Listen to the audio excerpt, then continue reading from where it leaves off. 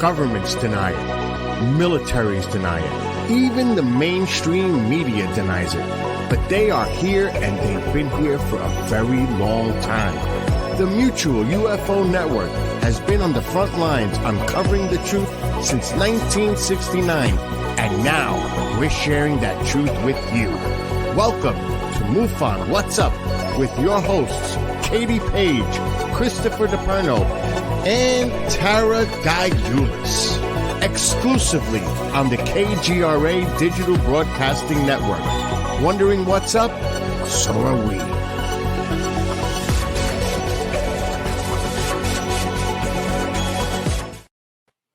What's up, everybody? It is Tuesday night, and you're listening to MUFON What's Up Radio, the show that says discovery starts with curiosity, and curiosity starts with MUFON, brought to you by KGRADB.com. As always, we are endorsed by MUFON, the Mutual UFO Network. We've been on the front line since 1969, asking that all-important question, are we alone in the universe? I don't think we are. How about you? I am your host, Katie Page, the Colorado MUFON State Director, and I want to wish all of you out there a very happy New Year. I hope that your New Year's Eve was safe and happy and that you all had a wonderful time. I have a great feeling that this year is going to be a good year. Tonight, I have a very good friend of mine, Dave Scott, all the way from Canada. He is here from Spaced Out Radio, and we are so excited to have him on the show, and I'm glad you are all here with us tonight. I do have a special announcement I would like to share with all of you tonight, and that Contact in the Desert is back, and it is back live. Contact in the Desert will be held June 2nd through the 4th in Indian Wells, California. And if you go to their website right now at www.contactinthedesert.com, you can get those early bird ticket prices there. And there's just going to be over like 50 speakers, panels, special events, movies, all sorts of fun things going on at Contact in the Desert. So I hope to see you all out there. It's going to be a blast. I want to bring in my co-host. Chris is not starting out the new year great. He has been under the weather and not feeling well, so Chris will not be here with us tonight. And I'm really hoping Jerry and Jenna are taking good care of Chris, bringing him hot tea, some soup, some toast. So let's all wish a quick recovery, and I hope Chris is feeling better soon. I would like to bring in Tara Diulis. She is here, and you can also see Tara on Sky Tour Radio with Mark D'Antonio, and you can see that show right here live on KGRA as well. How you doing, Tara? Hey, Happy New Year, Katie. Toast to you and yours. Yes. Oh, yeah, toast. This kind of toast. Woohoo, yes. Not like soup with toast. I've got my tea, yes. That's what I have too. Tea with lemon. Yeah. Happy New Year. Did you have a good New Year? Absolutely. And I agree with you. It's going to be a much better year than we've had. So how can it not be? Yeah, right. I agree. I just have this. And normally I don't have that. So I'm thinking good things are on the horizon. I love it. Yeah, okay, let's all go with what you think. What she said. Right. Everything's opposite. It is. So do you have memes to kick us off tonight, Tara? Oh, yes. Well, yes. And did you have a good time on New Year's? I think this guy did. Amanda, if you this one up for us. Liz says, looks like you've had enough. And there's the alien at the bar with his eyes all googly. Oh, it's hilarious. That's funny. But the other one I really wanted to show you was that aliens celebrate the holidays too. And here's an alien who got a new present for Christmas. So you have two aliens, one with an instrument standing over an abductee laying on a table, and the other one saying to it, "Ooh, is that the new iPod?" Oh, no. They come out with them every year, apparently. So he's got the new one, really cute. But it's really funny. Anyway, the other thing I wanted to show you was this cool cartoon, basically coloring book that I found. And Amanda, if you'd show us there's the front of it. It's the Alien and UFO coloring book. And it's basically, to me, a doodle book. Oh, so wow. you can use a single color like a pencil, pen, or marker and just start to fill in the lines. There's spirals and dots, and a crayon would not fit between the lines. They're very detailed, but the book features images that appear before your eyes as you start to complete the fill-in. And I wanted to show you the stages of the pictures so that hopefully holy moly, you look can at enjoy that. the excitement. I know. Wow. So you kind of can tell what it is, but You can't. It's kind of like a Roy Lichtenstein, with the dots in the picture. Oh. And you can Wow, look at that one. That's super cool. Isn't that fun? Man, when you have some time to kill, right? Well, you could do it, basically while you're talking on the phone or watching TV or trying to do your affirmations, whatever you do. Yeah, sitting at the airport at the gate. A lot of people stranded in the airports. Thank you very much, Southwest. That was you one can of my sit with your favorite color ones. book. Yes, and just sit there.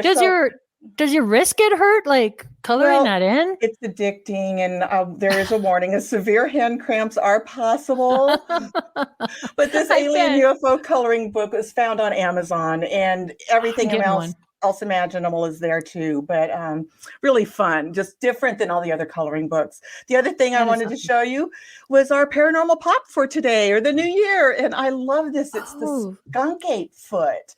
And it's a delicious milk chocolate, and it has organic coconut milk nougat in the filling. And of course, those are chopped almonds and little almonds for toes. Yummy. All can be found at Paranormal Pops and other sorts of good, yummy stuff. So, Katie, what do you have for us? Can you follow anything like that? I doubt it. I'm just thinking about that coloring book. So, Chris typically does our news. I found one news story I'd like to share because I think it's an important one. So, I'm going to have a little bit of news here. So, let's get to that. So, following weeks of negotiations between Democrats and Republicans, the fiscal 2023 National Defense Authorization Act, known as the NDAA, has now been signed into law by the president, marking a key milestone to unlocking the UFO UAP mystery. I threw the UFO in there because I'm old school and I like UFO. Anyway, okay. Language included within the NDAA provides protections to potential whistleblowers involved in secretive programs not reported clearly and explicitly to relevant congressional committees relating to alleged retrieval and reverse engineering of non-human craft. The legislation also exempts potential whistleblowers not only from secrecy agreements resulting from presidential executive orders, but also from the Atomic Energy Act. I found that to be pretty interesting right there. To learn more about this, you can read an online article dated December 26 from the Libertarian Times named UFO Whistleblowers, the Inside Story on How Landmark Legislation Has Paved the Way to Uncovering Alleged Retrieval and Reverse Engineering Programs Hidden from Congress for Decades. I found a short video about this online, and I would like to credit Robert Wimmer for this video. Please check him out on YouTube. So, Amanda, if you could please roll that short video, that would be awesome. Thank you. Well, if you are afraid of reporting UFO activity, or UAP as it's commonly known now, you shouldn't be afraid anymore, because there is protection for whistleblowers reporting UFO activity in the military, in the private sector, corporations, that sort of thing. And the language came about through the signing into law of the National Defense Authorization Act for the fiscal year 2023. H.R. 7776 just got signed into law, and it has language to be able to protect people who are experiencing UFO activity. This sounds just out of this world, and I don't mean to be kidding about this, but people within the UFO community have been wondering as to when the government would start taking UFO sightings seriously. Now, if you wanted to get into the law itself, you can take a look at congress.gov. You can go ahead and also get a breakdown through the link in my description from the U.S. Department of Defense, and Liberation Times has a breakdown of the UF whistleblowers, the inside story on how landmark legislation has paved the way to uncovering alleged retrieval and reverse engineering programs hidden from Congress for decades. And it is through this law. So I'll have links to all three of these articles within the video description. But I think it's just interesting, and me being a skeptic of UFOs in general, in reading this bill and in looking at the various breakdowns, how the language is there to protect people so that they won't lose their jobs and they won't, be cast out for being supposedly crazy. There's been an uptick in UFOs over the last several years, especially this last year. People are capturing instances of UFO encounters and strange things in the sky at night and during the day. Not that long ago, we had an instance at the Sapphire Gentlemen's Club in Las Vegas, Nevada, and lots of people were talking about that. But I think it's interesting. And for those of you who are in the UFO community, this is going to be something that you might want to pay attention to. So take a look at the links in the description and put in the comments what you think about this bill later on. So what do you think, Tara? Do you think Wow. people are going to come forward and feel protected? I mean, I would still get a lawyer. I don't know. What do you think about that? I think I wouldn't be the first one to do it because you don't know. And a lot of these people have been visited by others saying and told by their military higher ups, you do not talk about this. So Right. does that supersede that? And I would say I would say no. I don't know, but I don't know. I'm not holding out too much hope about that, and I want to get Dave No. Scott's opinion on that as well when we Yes, bring him absolutely. on, see what he thinks about this. But hey, at the very least, it's another step, right? It's another step, another Absolutely. step, another step. Yeah. So we'll see what happens with Okay. it. Can't go wrong with that. Yeah, can't go wrong with that. Interesting story, Katie. And interesting, that video, there's a couple photographs, the Las Vegas sighting with the spotlights. And interestingly, it kind of falls into the case of the week I picked this week. Oh, Yeah. So do you want to just go into that? go for it. Yes. Okay, let's go into that. So the case of Yay. the week this week, the more I looked at it, the more interesting it became, right? Okay. It's case number 127237. It occurred November 28th, 2022, 7:53 p.m., Chesapeake, Virginia. It's a Category 1 case, and the witness in this case is a retired Navy veteran. Okay. So that's interesting. Very credible witness. Again, some really good cases are Category 1 cases. And for those of you who don't know, MUFON categorizes in 3: Category 1, Category 2, and Category 3s. Category 1s are your typical lights in the sky. Category 2s often have, photo, video, little bit closer in, and then your Category 3s are your really, really substantial cases.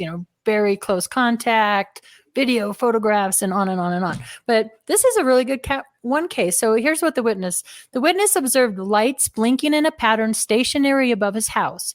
He got out his cell phone to record the event. The sighting was more interesting prior to recording, with more activity in the viewing area, he says. 3 different beams of light were rotating around blinking lights and shooting off in different directions and then rejoining. Makes you think of like spotlights, right? Yeah. So the thing in Vegas. investigator, the Mhm. investigator in this case, the first concern this person had was to rule out whether this video was of spotlights as used by a business or other things. Military, whatever. During the interview, though, it became clear that the witness lived south and completely away from business areas. The area south of his location is rural with swamps and not much in commercial activity. In addition, the military being all over Hampton Roads and his home not being far from Norfolk Naval Fentress Field is southeast of his location. It is not used all the time for daily activity, but mostly for touch and go and such. So the FI also inquired as to the tower on the right of the video, since it blinks on and off rhythmically through the video, and he said it is a microwave tower south of his home. This case was closed as an unknown UAV. So this case had a 5+ some second video attached with it, and because we don't have that much time here on the show, I sped it up. But I'm really glad I did, because it's really interesting. The more I would speed it up, slow it down, zoom in, slow it down, and go like frame to frame to frame, some things were coming out, and this case got more and more interesting as I kept looking at this video. So Amanda, if you want to roll this sped up video that the witness submitted first, and then we'll...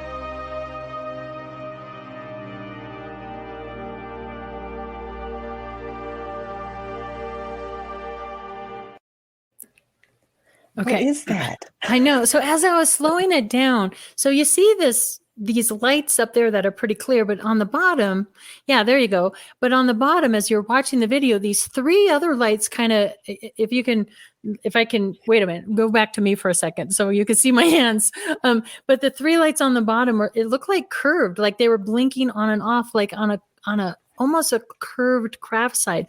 But then, Amanda, if you want to bring up the photos again, as I was freeze framing, it appeared to me like you could see almost a shape of a triangular craft right here, and three lights almost in a triangle formation in the clouds. Yeah. And so I was playing with the contrast and zooming in and zooming out. So the more, like I said, the more I looked at it, the more intriguing that became. And interestingly enough, that video that was just shown for the news segment has something similar. So what the heck? Well, What do you think? Well, and they were close in proximity too, as far as time wise when they were seen. So Yeah. I almost saw a square in some of that. I'm kind of maybe the parabola or whatever, but I'm almost getting a square. Like I see definitely four lights in that. That Square one I craft see the versus four. a Yeah. triangle. Yeah. So Yeah. it's It really seemed like it cool. Very shifted. cool. Yeah. You see a triangle and then Yeah, it kind of shifted so- into a square. Yeah. So who knows? But it definitely does not look like spotlights to me, No. So I think It that looks was. like there's something there, Katie. So Yeah, it does look like a structured craft because at first we have two ways we can close a case with a MUFON. We can do a unknown UAV, which is a structured craft, or an unknown other, which are when we don't see structure to the craft, like orbs or Right. whatever.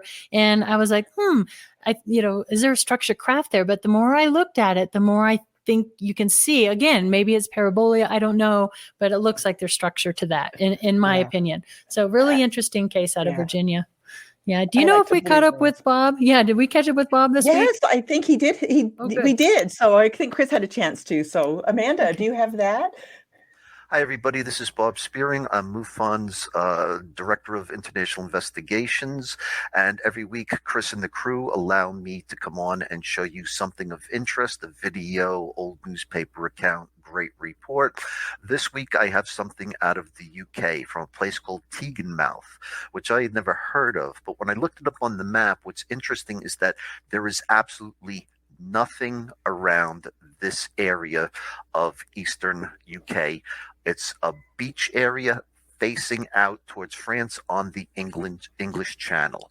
And this person who was fishing this particular night, it was in June of 2022, began photographing what he said were strange lights in the sky. And I want you to listen to what he says. We can roll the video.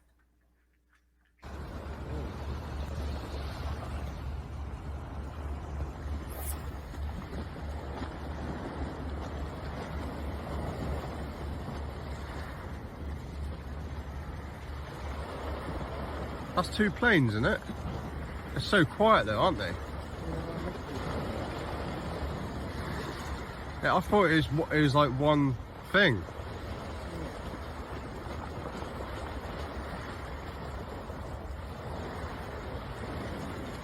That's so weird.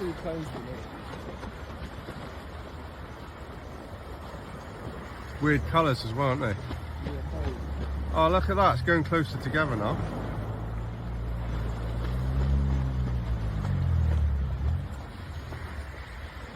What the hell is that? Now, when you look at the video, first, if you look at the bottom, there seems to be a green light. And basically, they have a very, very long pier going out into the English Channel. That is the light at the end of the pier.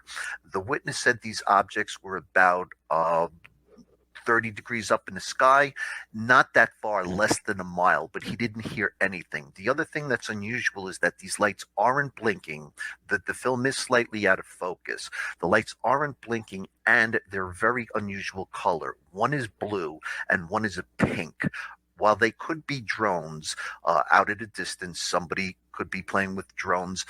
It is a very unusual film because at one point the witness believes that it may be one type of one structure, all right, and possibly due to the angle of it turning, it could be something larger that has lights on it. What we want to do with this video is try to enhance the contrast to see if we can get anything out of the darkness that might show a larger shape like a triangle. But what's interesting here is that this location has no airports, no military bases within 25 miles of it. There's absolutely nothing here that could be military or mistaken for an airplane. The only possibility, if it isn't something anonymous, is that it could be drones, but we're going to try to enhance the video to see what's really there. So that's it. As it stands right now, it's an unknown until we get further analysis of the video. And that's it for me this week. I'd like to thank again Chris and the crew for having me on, and hopefully I'll see you again next week. Oh, thank you, Bob, as always, for doing these great videos, such interesting cases. What do you think of that one, Tara? Well, I kind of like what Amanda thought about that it was an intermediate or extraterrestrial baby gender reveal with the pink and blue lights. That's funny. That's a big deal now, these gender reveal parties. It is. Wouldn't that be hilarious? All of a sudden, confetti comes flying out. Pink confetti, UFO. it's a girl. The hybrid baby's a girl. Oh my God. No, well, actually, it That's appeared funny. to me, I know, I think it's great that it appeared to me, though, that the lights were connected, but it sounded like they were aircraft. So I don't know what the sound was on the video, but Oh, good I ear. thought I was hearing jets or something pass by, but I'm not sure. But it seemed to me that it was one structure. Yeah.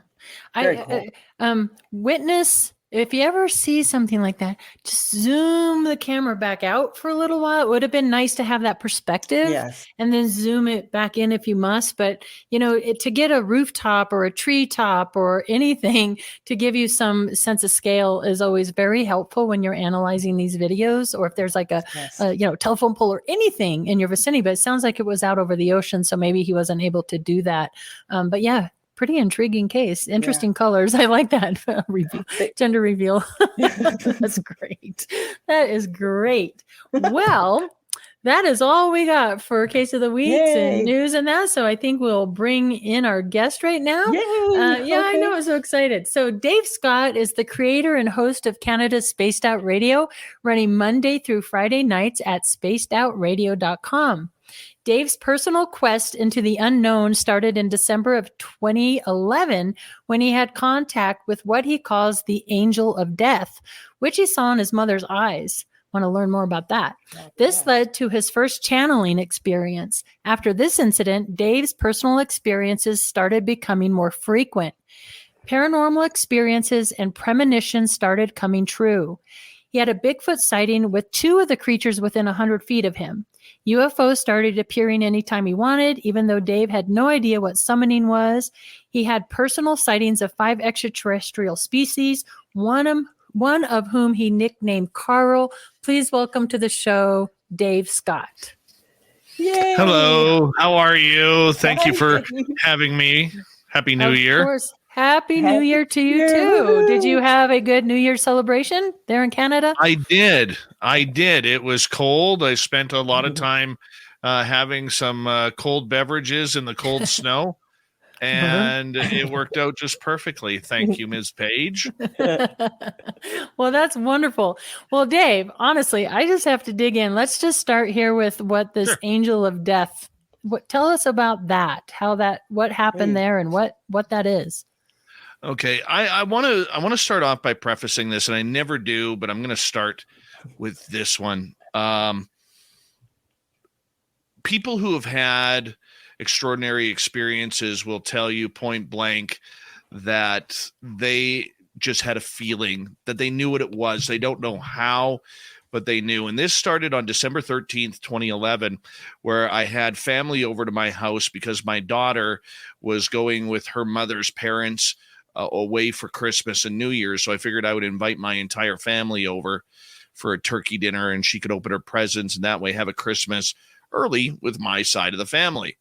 And my parents were decided that they were going to leave early because I don't really have a close family. And my parents thought that Dancing with the Stars was more important to get home to than hang out and be with their grandchild, and that Oh, kind of no. had upset me.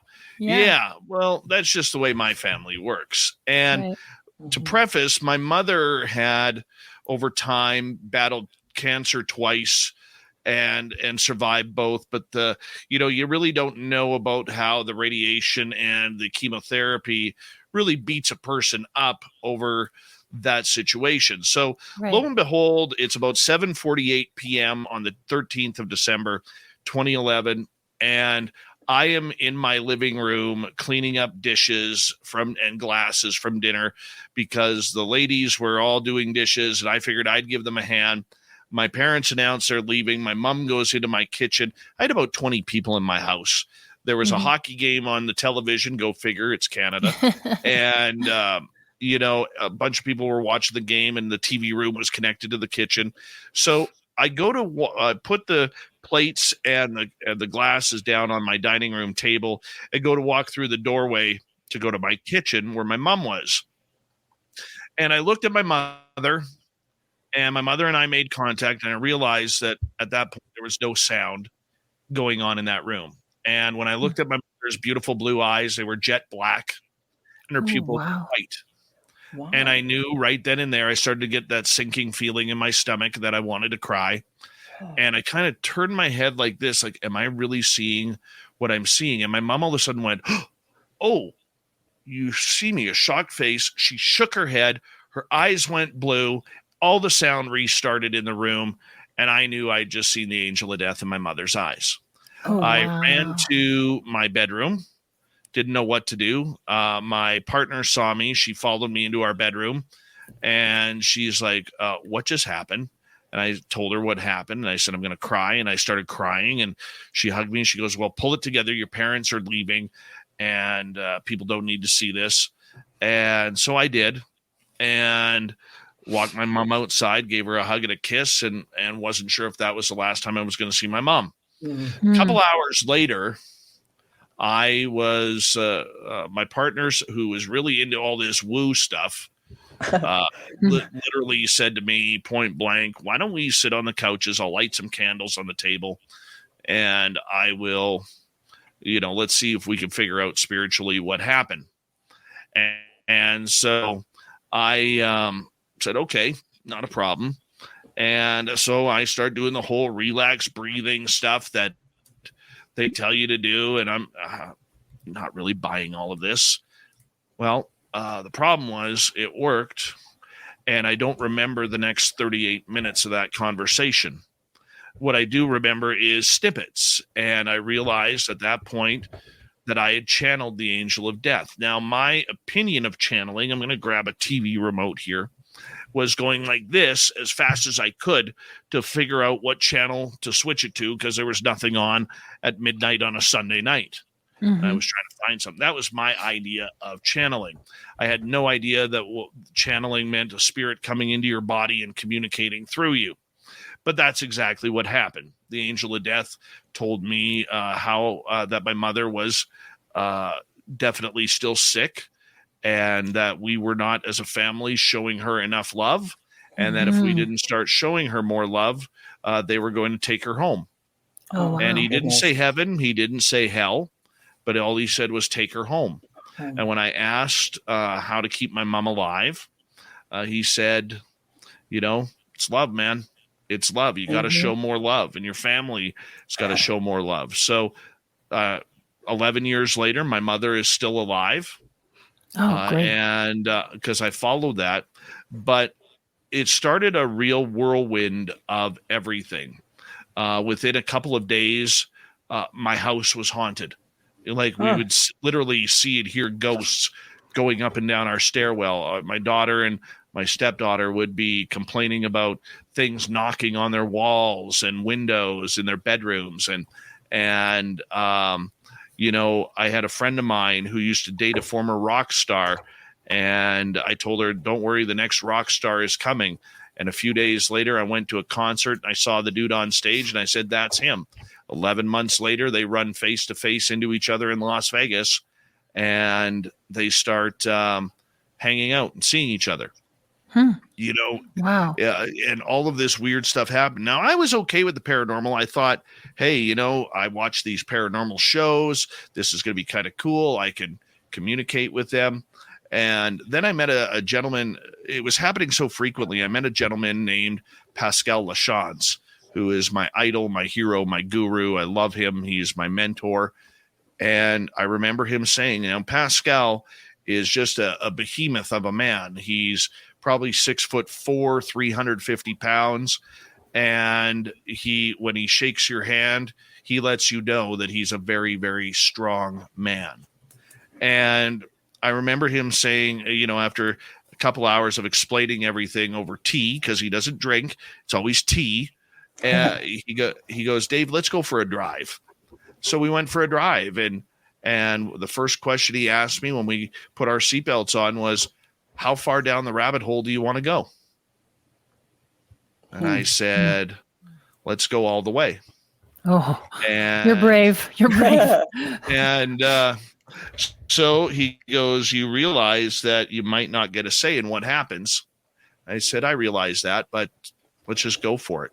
And within months of that, we kept on working on my channeling, and we started doing some experiments. I don't know if you've ever taken an experiment where you've gone right into a pitch black, dark room, like no light, no nothing. I mean, the experiments we did there were phenomenal.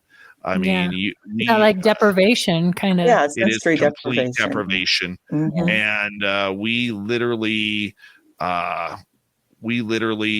saw things in there that were incredible. Like, I remember this one time we literally saw a solar system right between us.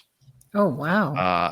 At the ceiling, and you could see like meteors and everything kind of shooting off, and it was spinning, and it was amazing, the amount of spiritual activity that was in there. I remember my deceased dog looking down to my left and seeing my deceased dog sitting right beside me. How comforting. Like, you got to when I say black, okay, like pitch black, I mean, your hand is like this far from your face and you can't even see your hand. I mean, that, and you know, it was interesting because the more we did this, the more we did it 3 times, but the more we did it, the more weird stuff happened. And I remember one time doing an experiment, putting my hand right to my face. And for people who don't know, the reason why infrared cameras work so well on hunting down suspects on helicopters and everything is because humans glow. Right. And, well, they're warm. Yeah, well, we're warm, yeah. And when if you're in a pitch black room, you can put your hand out like this and you can literally see the glow of your hand. Right. Do you think that's like your aura? Are people different colors? No, I don't know. I don't know. I'm not going to speculate. Yeah. But I do know that it's weird. And and so that's kind of cool. And as we continued on going into 2013, still working with Pascal, he was kind of like, well, what more do you want to learn? What do you want to see? I said, I really want to see Sasquatch this year. Really want to see Bigfoot. And he goes, okay, well, when do you feel it happening? I said, I feel it happening sometime in July. Well, July rolls around, nothing happens. And then in September, my friend who had this 10-acre property in Mission, British Columbia, and this was like a mini ESETI ranch. There was so much activity on this place. We walked into he had 10 acres. His neighbor there was only 2 houses on the street.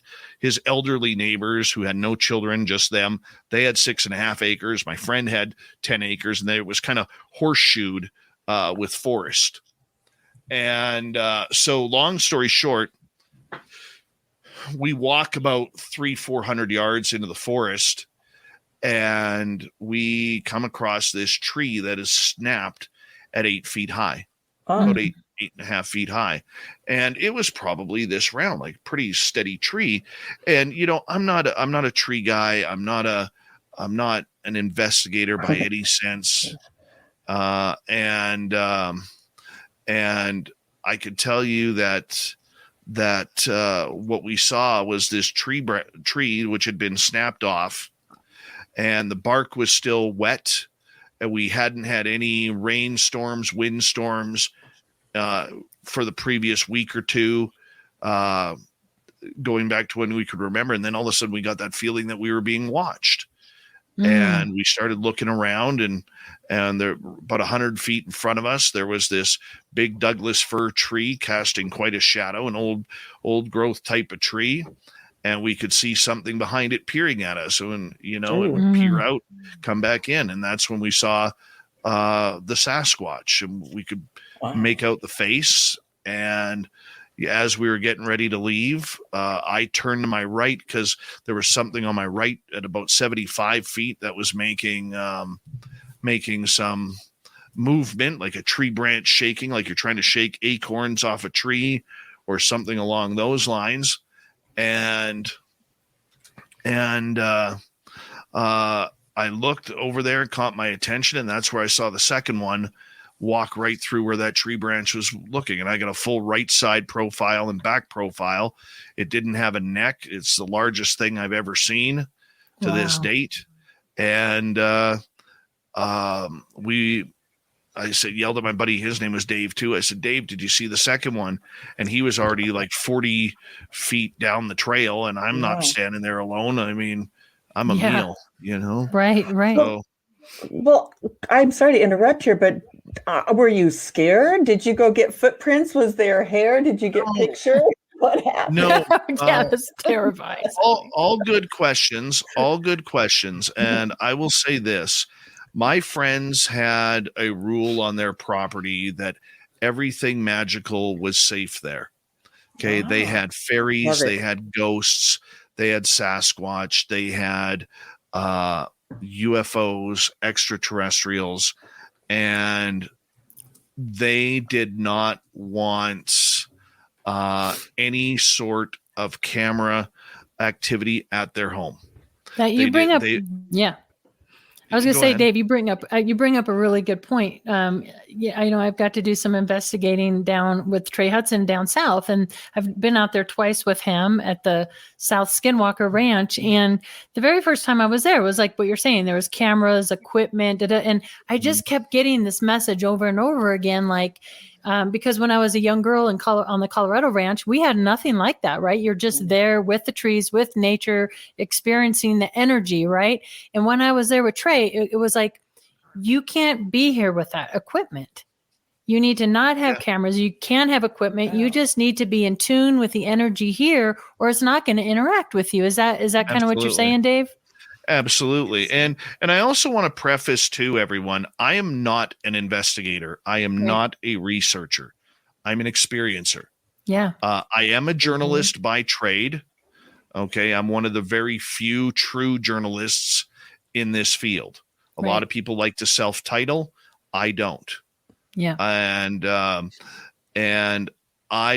But I make it very clear I'm not a researcher. So when I go out in the field, I don't carry a camera. I don't carry anything. I want to experience it for me. Now, how does that advance the field? It doesn't. Okay. It doesn't at all. But what it does do is it allows me to gain my own personal perspective on what I am seeking and what I am looking for.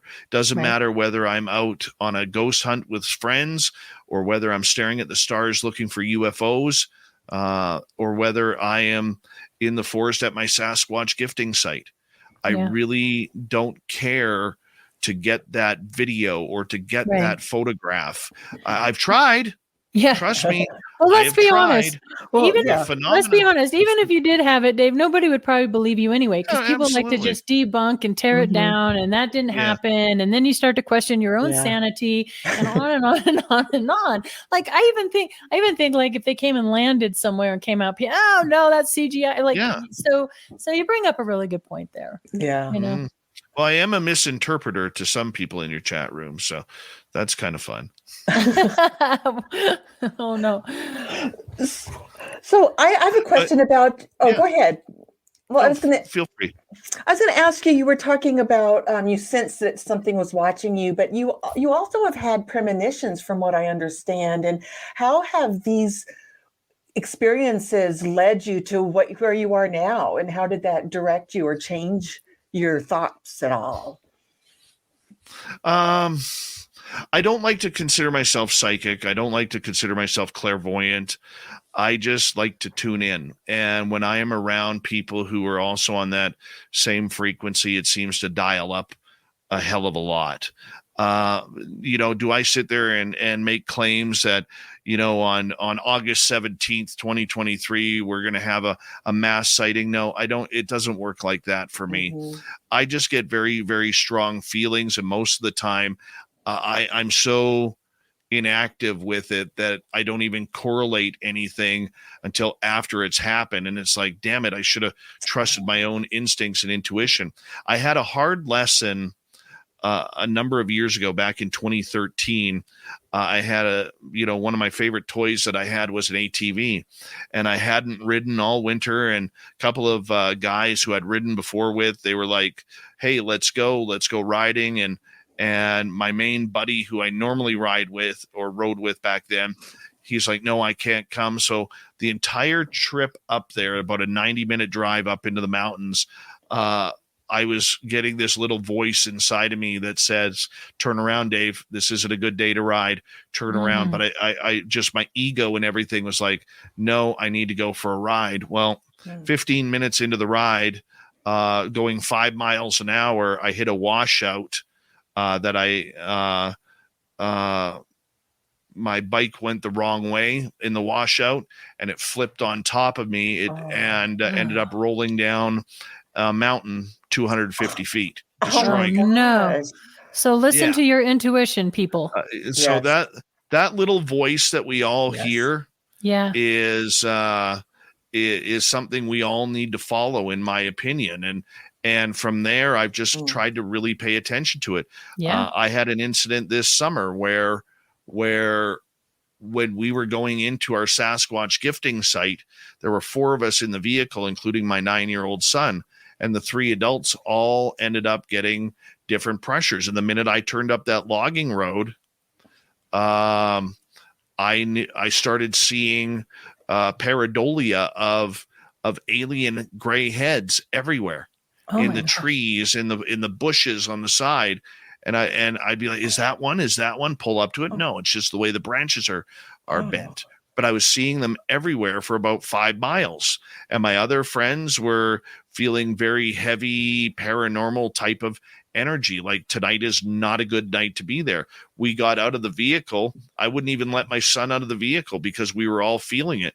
Normally we were at that site anywhere from 2.5 to 5 hours. And we were there maybe 40 minutes. I didn't even stop my vehicle from running. I kept the doors open because there was something that was there that we couldn't see, but we could sure feel it. Right. And it was scary on what was happening when you get multiple people who are experiencing the exact same thing.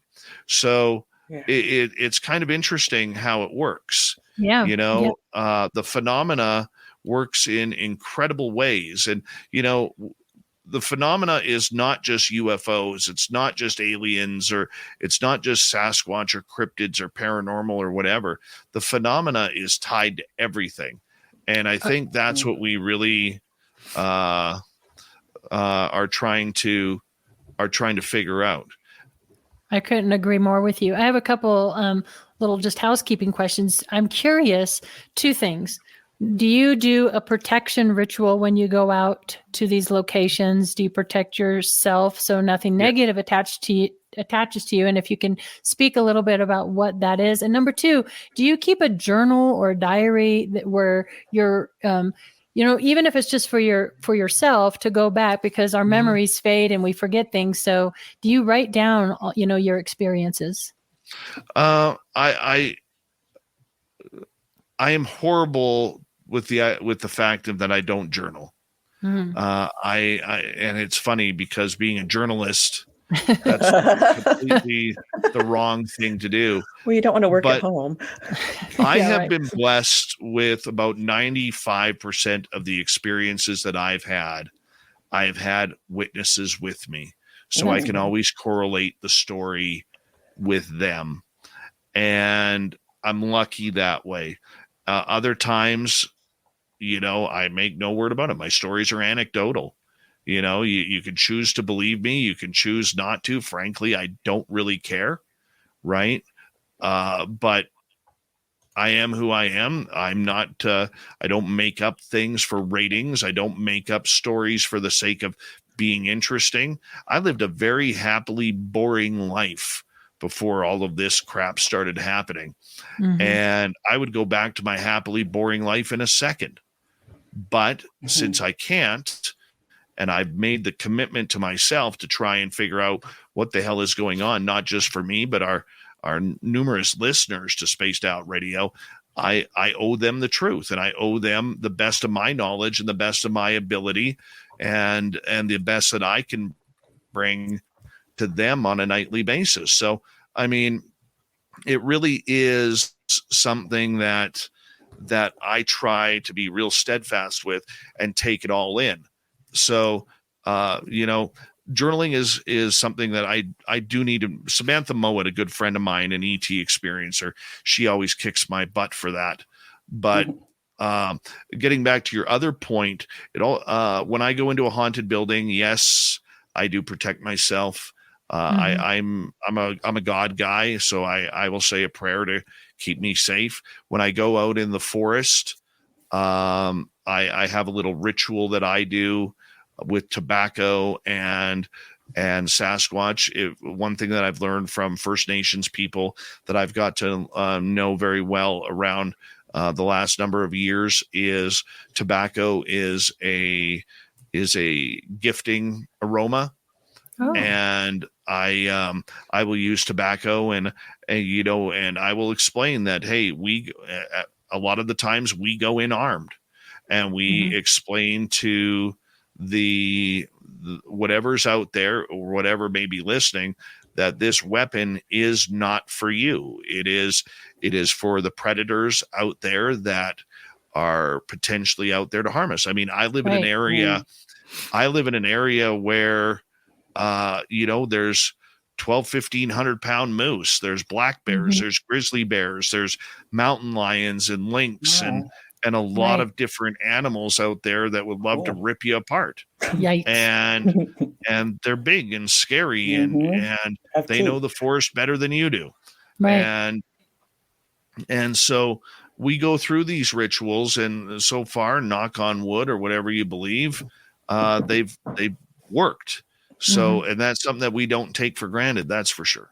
Right. I think that's so cool that you let whatever is out there that you're seeking or trying to communicate with know that weapon is not for them. Because I have heard and I have read other accounts of people that are armed, they will not be approached, So that's really interesting that you do that. Yeah. Yeah. Wow. And we do it because I have a feeling that some of these creatures out there, I'm sure their sense of smell is a million times better than ours. And I'm sure they can smell gunpowder from a mile away and realize when they put the gunpowder smell to the sound, that's not a safe place. They've probably watched deer get hunted or moose get hunted or bears get hunted or packs of wolves get hunted, over time. And that's just the way it is. So, I mean, but in our area, you have to be safe. I mean, I've been walking in the forest with buddies of mine and come across wolf tracks that are that big. Oh my gosh. Okay. I mean, that's a big dog. Dire wolf. And don't they go in packs? Yeah. Yeah. Right. So it really comes down to safety and everything. So that's what we try and do. That's good. So you experience all these. Now, can you talk about summoning and what you mean by that? I mean, do you try ever to draw these to you, or what is it that you're experiencing? Well, at first when I noticed it was 2014. I can't really do it much anymore because I'm not in that mindset, but I kind of fell into it. And, how can I put it? When I started having experiences, I started looking up if anybody was having something similar. I didn't know about MUFON. I didn't know about New Fork or any other type of programming that was out there. I just knew Google and YouTube. Yeah. That was it. That's how it started for me. And it got to the point where I would invite friends over to my house. And I remember this one time I invited a couple over and I said, hey, why don't you come over tonight? It's a Friday night. Let's have some, no, it was a Saturday night, pardon me. We'll have some cold beers. I'll put a fire up on my fire pit on my patio and we'll watch some UFOs fly over. And this is fun. like mid-afternoon. Yeah. And they're like, really? UFOs? I said, yeah, man. Well, how do you know? I said, I don't know. I just think they're going to show up.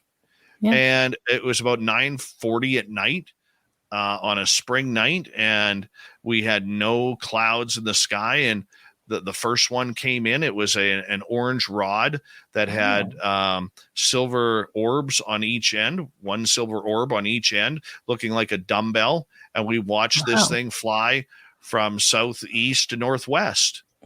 And my friends were like freaking out. I was freaking out. Yeah. And they were like, how did you do that? I said, I have no clue. Just kind of happened.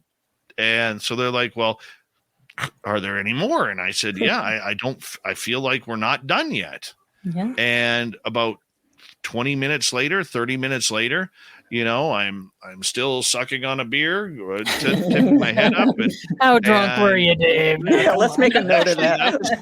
If you knew me, you would know that I don't drink very often. Right. Just joking. I was still on beer number 1, to be honest.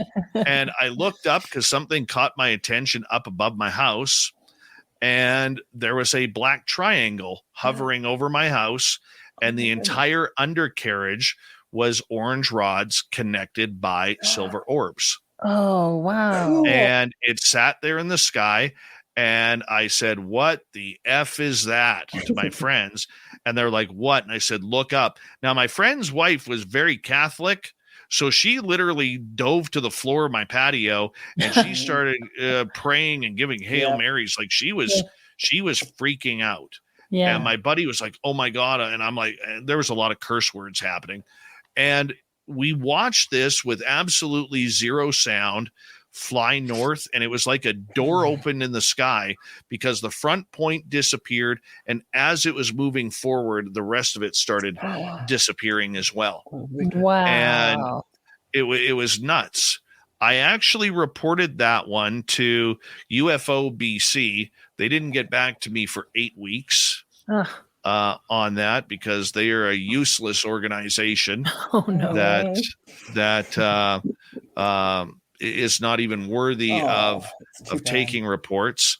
And so that was kind of the one of the few instances where that happened. I mean, when we were back on the farm at my friend's house where we saw the Sasquatch, I mean, we would sit outside and we would literally just meditate to the stars and ask for something to show up. And the odd time you'd get an orb that was, say, rotating, not just flat flickering, but you could see it actually spinning in the sky or, all of a sudden way in the distance, you would see what looks like to be a triangle or something along those lines. So we would see things happen.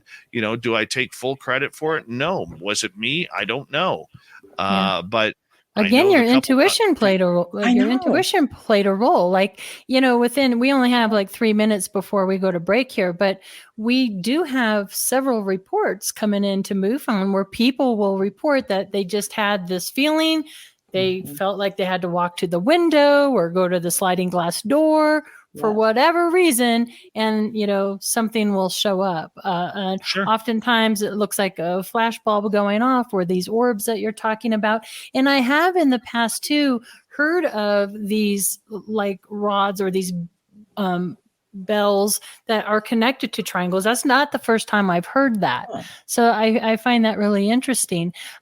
Before we go to break though, I wanted to mention, about your Spaced Out Radio. You are on from Monday through Friday, aren't you? Like every night. Every night of the week. Awesome. 9 p.m. Pacific, 10 p.m. Mountain Standard.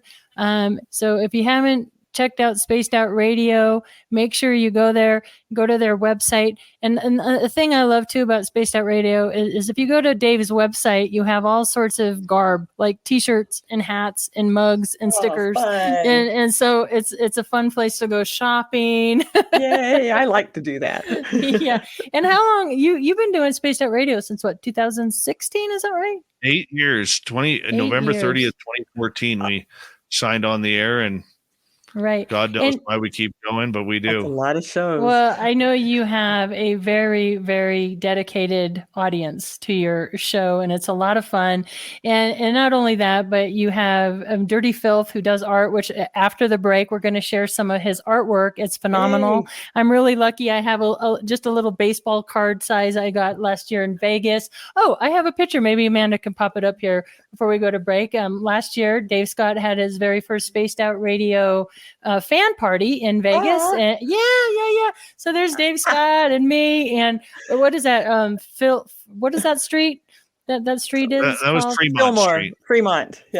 Yes. Fremont Street. Yep, with Michael Schratt, and there's Michael Schratt holding up some of his unbelievable artwork that he does. Oh, he does such phenomenal work, as many of you are familiar with Michael Schratt's work. And are you guys going to be back this year doing that fan party? Oh yeah, May 19th through 21st, we're going to be doing it. You're going to be there, Katie Page. I actually have a list of people who are coming. Oh, fantastic! And these are people that are all coming under their own free will. That's awesome. You're not forcing them. You must come and have fun. You must come. Anyway, it is time. Yeah, we'll talk more about this on the break. We're going to go to break, Dave. So hang in there, and we'll see you guys after the break. Right.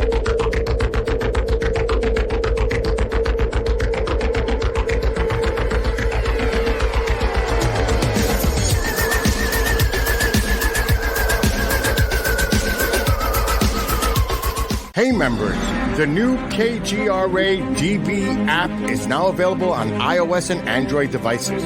Gain on-demand access to any KGRA DB programming. Download any show directly to your mobile device to listen or watch on the go. Go to the App Store and search KGRA DB.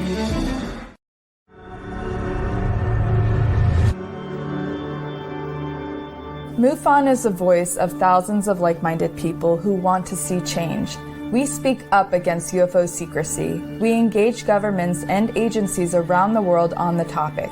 We share information with the public through our journal, website, newsletter, social media, and even our own TV channel. When you join MUFON, you add your voice to the cause.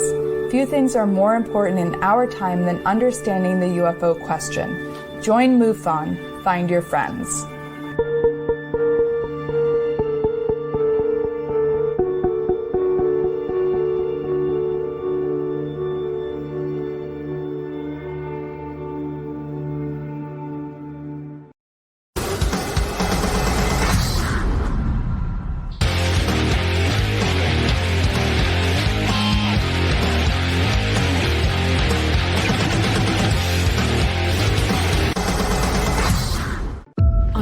To go on a faraway journey that is magical and mysterious, reaping on mystical legends. If so, then Mysterious Adventure Tours is perfect for you. Imagine a voyage to explore ancient mysteries of Ireland, haunted majesties of Scotland, or their chilling Birth of the Vampires in Romania. These small esoteric getaways are limited and do fill up fast. So, go to MysteriousAdventuretours.com and book your trip soon. You're listening to the KGRA Digital Broadcasting Network. We provide unparalleled coverage of trending news in the world of ufology, cryptozoology, and paranormal phenomenon. Whether you're watching our video live stream or listening to one of our audio programs, you are getting the best from world-renowned researchers and hosts, guiding you through topics the mainstream won't touch. Miss one of your favorite programs? No problem. Head over to the members area at kgradb.com for access to our massive library of award-winning content. Make contact, stay connected, only at kgradb.com.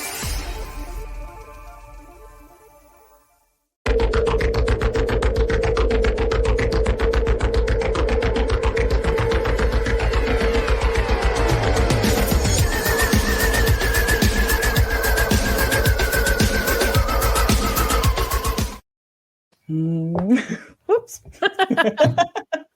I really need to be doing these shows like on Friday or Saturday night. I have just too much hyperactivity going on for a Tuesday.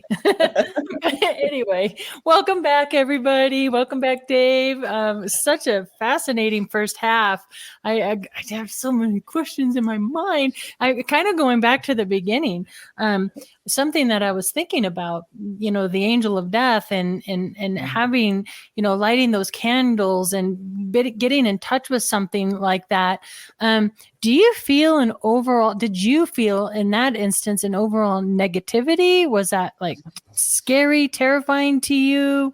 I remember afterwards being completely exhausted and being very, very energized with what was going on. The exhaustion happened afterwards. Like when I hit my bed, I was out. Yeah. Absolutely out like a light. Woke up the next morning. I was very stiff. I was very sore. I contacted a psychic friend of mine who happened to be at my house the night before, told her what happened. And she's like, yeah, you channeled it. That's for sure. That's part of the side effects. But after it would happen, I was absolutely mesmerized by what had happened afterwards. I didn't believe it. It was one of the coolest experiences up to that point that I had. So something I'd like to touch on, and that's so true. I mean, you talk about, and I say this a lot to people, that it's almost like I use it like reference of plugging into an outlet and unplugging. Like when you get connected into that kind of energy, right, Dave? It's like you can plug in or you can unplug it. And sometimes it happens so often, it gets so overwhelming, you almost have to pull the cord out of the outlet because it gets, to me, a little frightening. But it's cool when you work with experts that know, that can help you kind of navigate what's your energy, what's somebody else's energy, and try to kind of learn to discern, like what are your own thoughts? What are like spirit or guides' thoughts? And I wasn't bouncing people to people at all. Like I had a real structured group that was helping me through this, led by my friend Pascal and eventually Samantha Mowat and a couple others that will not be named. But in the end, I think that works better, because a lot of people, when they come out now, they go to 45, 50 different Facebook groups and talk to 25, 30 different psychic intuitives, all about what's happening with them and trying to put it all together. And here they get confused because they're getting so many different moving parts. Whereas I just had a couple of people that I used for guidance. I wasn't out searching, in a million different directions. So I think that benefited me as well. Yeah. Dave, I find that just so interesting, all these different experiences you've had, because there's a variety of things that are going on. And I'm wondering what you think about these and how they're all connected. If I knew that, I wouldn't have Spaced Out Radio. Right. Yeah. Good point. Part of the drive. Look, there is an answer each and every one of us is looking for, and that is why me. And like I said, up until I was 38 years old, I lived a happily boring life. Yeah. And I would, my weekends were filled with sports, my and my family and my career that I had, and trying to enjoy every moment. And, I went to Vegas a couple of times a year to go on poker trips with my buddies and family vacations and everything. And once all this started, all of that just dried up. And, you learn to focus. I mean, like, guys, you got to realize I worked in sports radio up until 2007. I'm a sportsaholic. And I, since then, have probably sat down, start to finish, watched since all of this started in late 2011. I've maybe watched 5 whole games. Isn't that interesting how it just sort of consumes you and takes over your life? And how have your family and friends, reacted to your change? I guess you could call it that, before and after. My immediate family think I'm a weirdo, but that's nothing new. Most of my friends that I grew up with want nothing to do with me.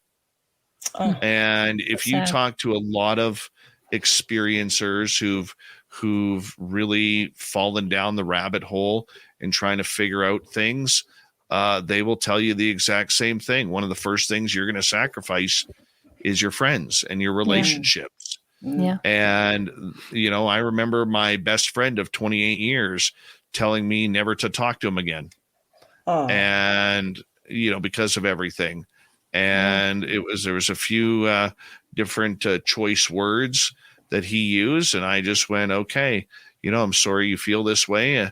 I love you, but you'll never hear from me again. Yeah. These personal things we all go through, experiencers, contactees, abductees, is something that I don't think is touched on enough and talked about enough. And a lot of shows don't want to touch it. And Amanda had a great question for you, Dave. She wanted to know if you ever told your mom about what you saw in her eyes that night. Yes, I have. Okay. How did she react? She had no recollection of it. Wow. She had an understanding. My mom comes from a very strict religious Mennonite background. Although she never joined the church, she still has those experiences of, we always thought my mom was psychic. My sister did, at least, because she's like, every time I turned when I was growing up, mom knew what I was trying to get into and all this kind of stuff. All parents know. Yeah. Yeah. And it could have been that. But, as far as my family having any of these type of experiences, no. Wow. Not at all. That's why the big question that we have is, why me? Yeah. It's interesting that's a fascinating topic, and there's some good research just being done, about this, this phenomenon known as like disassociation or near-death experiencers, or different types of traumas that cause you to disconnect from yourselves. Even people who meditate or go into astral traveling will connect into something else. And it's almost as if once you connect into that, you're sort of permanently, invisibly connected, and you have more of these experiences. And something that night must have triggered something in you, or that encounter you had with your mother just sort of started this thing. And like you and so many others, Dave, it's easy to compartmentalize these different types of activities, whether it's Bigfoot, paranormal, UFOs, the cryptozoology. And like you, I find that they're all connected.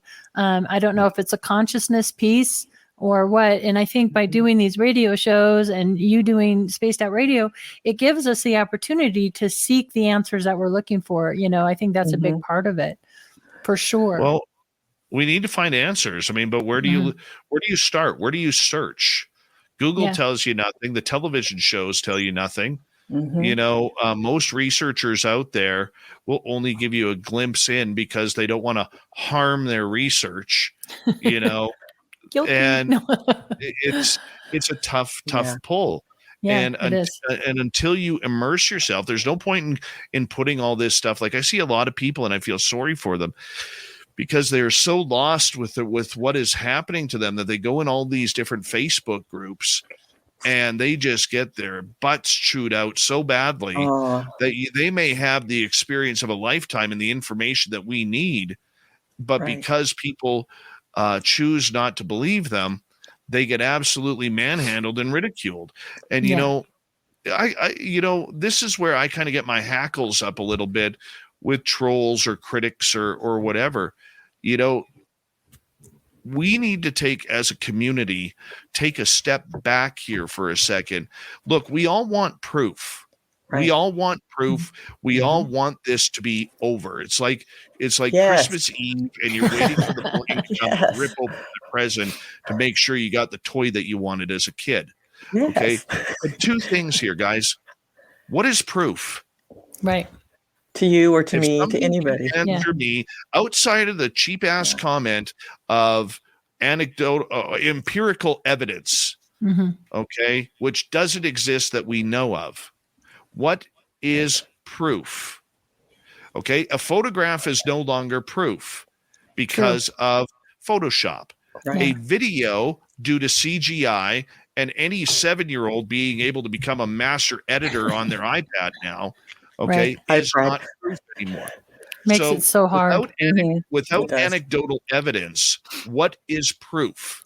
It's different for the individual. Yeah, I think it's I like what you said, Dave, at the top of the hour here, that it's individual for everybody, and that's why Absolutely. You don't care if people believe you or not, and you kind of have to get to that point. And it's also Absolutely. Unfortunate that people get attacked, like you said, on social media. People don't believe you, and then that opens up this whole spiraling down of isolation and PTSD, and all the psychological effects.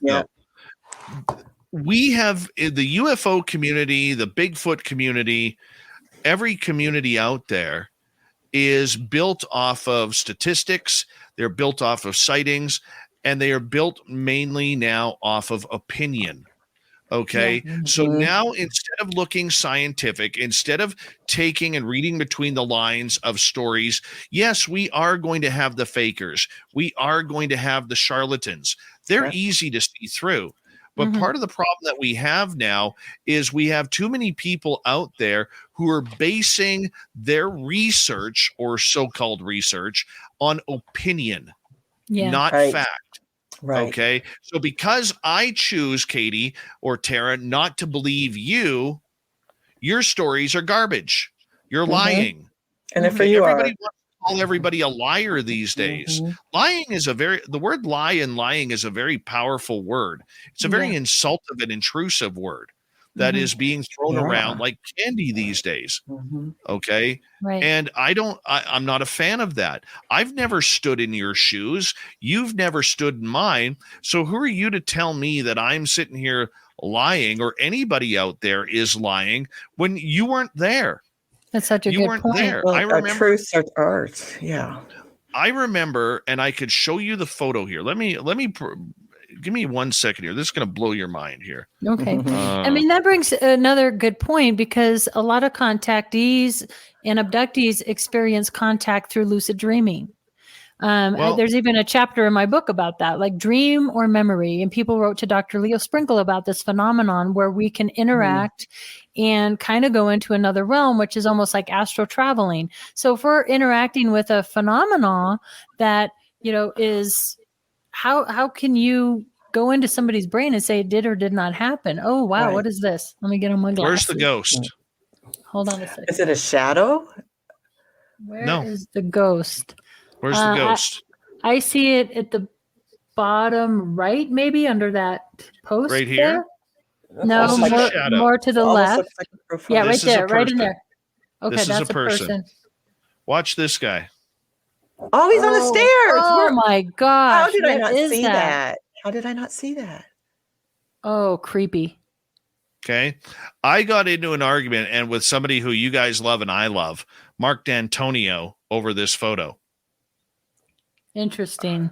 That is a creepy photo. That looks like from a scary movie. So what did he think it was? Yeah, what did Mark think? Mark thought it was a cutout or either a cutout that we put on the stairs or a person walking up the stairs wearing a Halloween mask. Yes. Huh. Yes. And I said to Mark, Mark, you're better than that. He goes, well, who has looked over the photo? I said, I have. And he goes, he goes, well, no offense, but you're a nobody in this field. Mm. And this is at the time when we were still quite small, Yeah. you know. And Mark, and trust me, Mark didn't mean anything insultive or intrusive to that. Right. Okay. Mark's a good man, but okay. But this photo here, and I'm going to show you another And one here. were you there in the room there? Was I in the room when that happened? Yeah. Did you take that picture? No, that was Oh, taken okay. at my local museum on a wow. ghost tour by a lady who didn't want to be there. It was taken wow. on her Galaxy 8 premonition. phone. Okay, I bet that freaked her out. Okay. Never going back. Here's the funny part. Here's the second one of him. Oh, This was he turned taken- into a light? Not the light, but you see his face. It's a face, yeah. Hold on. I need my glasses. My parabolia's kicking in. Oh, yeah. You can see the scarring on the face is in the same place. Yeah. There's his eye. There's his mouth. There's his neck and chin. Huh. The lights here, this is reflection from the camera. Okay. So if you go back to the first one, okay, you could see the scar on the face, the eye, the nose, the mouth. Okay, I'll try and zoom in more here. Come on. Okay. So I apologize that's getting pixelated now. Yeah. Yeah, it's like his arm, you can see his Like elbow, his arm like holding the his rail. hand. Yeah, his Yeah. hand. Okay. He has long, That dark stairway hair was from that stairway was empty when we took when the photo was taken by a former school teacher. Wow. And I now got if you something go really to cool the like that too. if you go to the second photo now you can see the resemblance between the scar on the face right here, the eyeball, the nose, the mouth, the chin. Yeah. Do you know the story And- behind this, Dave, of the man and the little girl? Yeah. Oh, what is the Yeah, story there? There is a little girl. If you go back here, we assume that this here is a little girl following him. How sad. Okay. So the story with this guy is in my town, I live right on the Gold Rush Trail, and there is a 110 or 115-year-old Clydesdale barn. And this is on the second floor, and this leads up to a walkway. And he doesn't like people on his walkway. And he started becoming very violent towards myself, my buddy Mark, who has also helped me out on the ghost tour, and members of our team and people who were guests on our tour, because he was mad that we caught him in 2 photographs. Wow. Now, the story behind him is we don't know his name. We don't know if he was murdered or killed along the Gold Rush Trail. He hasn't given us any bits of information regarding that. What we do know is that I have a friend of mine named Carrie who will no longer go into that barn because she was frozen by him on that upper catwalk. And when I came up to see if she was all right, she actually watched this face right here morph out of my head right at her within 18 inches. Ooh, that's scary. I mean, he does have a scar on his head. Maybe perhaps he was hit over the head, or maybe. To me, it looks like a bullet wound. Okay, shot in the head. I don't know. You got to realize, like during the old gold rush, back then, there was no police. Okay, the Royal Canadian Mounted Police weren't invented then.